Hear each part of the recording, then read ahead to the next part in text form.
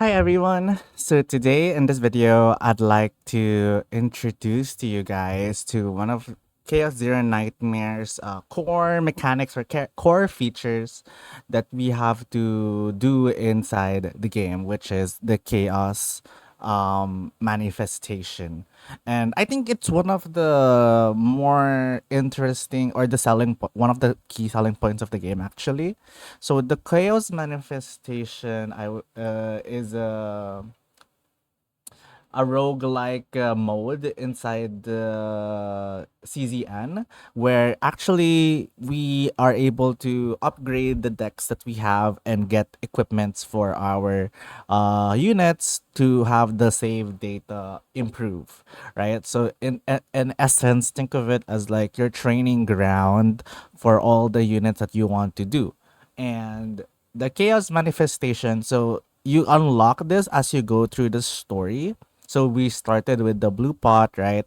And then twin star shadow, and then we'll go through it as we progress. So we'll go through it as we go together. And actually the exploration is dependent on the sizes also and the difficulty. So we have like different kind of sizes like small, medium, large, and extra large. So I guess like think of it as like easy, uh normal and hard modes and extra hard modes, right? So inside this, like we get to like really see the difference of like how it is. And then you also when you click through it, like you will see like what kind of like elements is it or attributes that you would have to bring inside it for you to have an easier time, right? So for the second chaos, it's instinct. So what I do is, luckily enough, I pulled a Kalip, and so I use a Kalip here, and then Ray, and then Mika. So actually, like I used to do before Ray, I used to do Lucas actually, but I failed, and technically I like Ray more as a unit design. So I tried. Okay, what?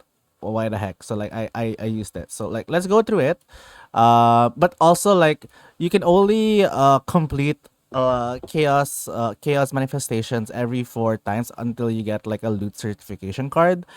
Actually, I'm not really sure after the first gameplay where you can get this. Apparently, you can get it through exploring the chaos, or I guess through the main stories as well. But like, please comment down below to help me like also like know where we can get loot certificate cards more accurately, because it's not so clear after playing the first day where we can get this. But I know that for you to get loots and everything, that we need this card.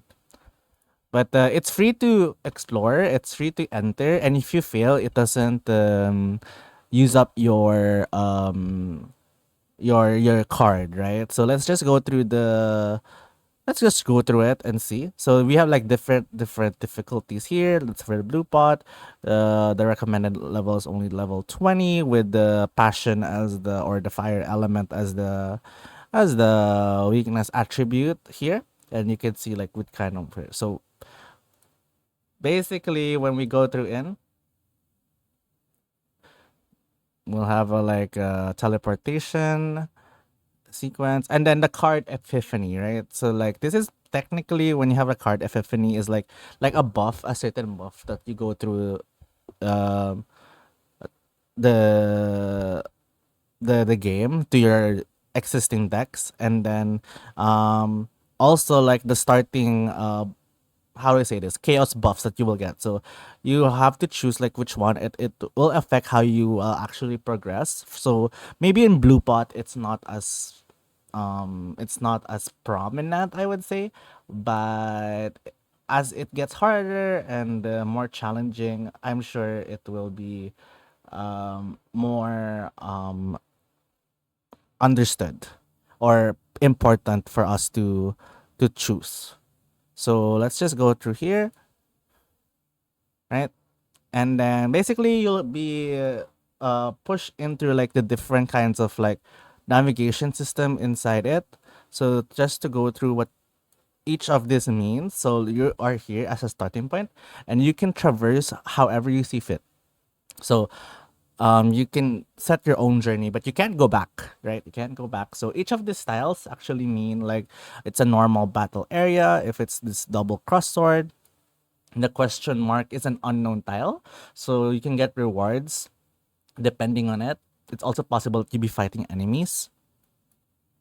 So the elite battle area is marked as a purple one. It's not a boss, but you can get good rewards from this. And then the orange ones, or yellow gold, I would say, are rest areas. So you can replenish your HP here and decrease stress. You can also train here if there's like a an icon for it. And then the one with the shop icon of the orange means there's a Delong shop. You can spend the credits to buy cards and equipment here. And then you can also delete an unwanted card in your deck. Last but not the least, at the end of it, you'll go through the boss. So this is where the loot certification card I mentioned earlier will come into play, right? So it's very important that you understand here because this will determine how you will actually progress through the chaos manifestation and whether or not you have a successful run or not. It's actually one of the more I just get lost in time with this, and I just enjoy playing through the game as I see fit, right? So it doesn't really it's also a good way for you to like if you get like a new unit or you want to use a unit how it like synergizes, you can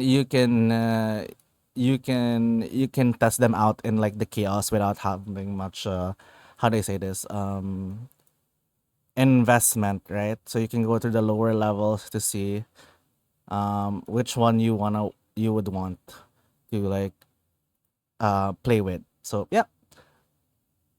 But yes, for me, like I really enjoy this mode. I think it's one of the more exciting modes I've played in the games recently.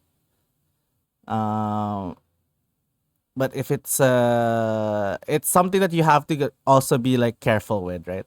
So at the end of it, like you'll have like certain rewards, you get credits or get loots, right? And depending on that. So yeah, I mean that's basically it for the chaos manifestation. Um, right? So you can recall whenever you want. And then basically there's exploration rewards or exploration results. And yeah, basically like you get different kind of rewards, you get different kinds of equipment. Your archive is set here. So technically it's more like a completionist type of reward system here, similar to other gacha games.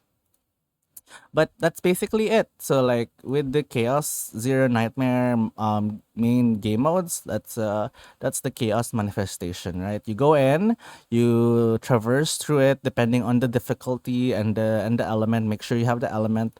The more elements you have, the easier time you will get it to clear the dungeon or the chaos. And then yeah, basically you have to be careful because like if you fail, if you like let's say die here, you have to use like the counseling session or some points to recover them, right? And you don't want that. So be really careful and make sure you're prepared for it before going in as well. So yeah, I mean that's it for the beginner's guide for the chaos manifestation or the chaos feature in Chaos Zero Nightmare. Tell me how it goes. I had a couple of fails in Twin Star Shadows, but I recently just completed it with Khalip, Ray, and Mika. If you have other suggestions on how people can traverse it with different kind of builds or units, let us know in the comments. But yeah, hope you guys have been enjoying Chaos Zero Nightmare. I have. It's a new game for me. I'm not very familiar with the deck building games, but so far it's been really fun. And yeah, that's all. And see you in the next video. Thanks.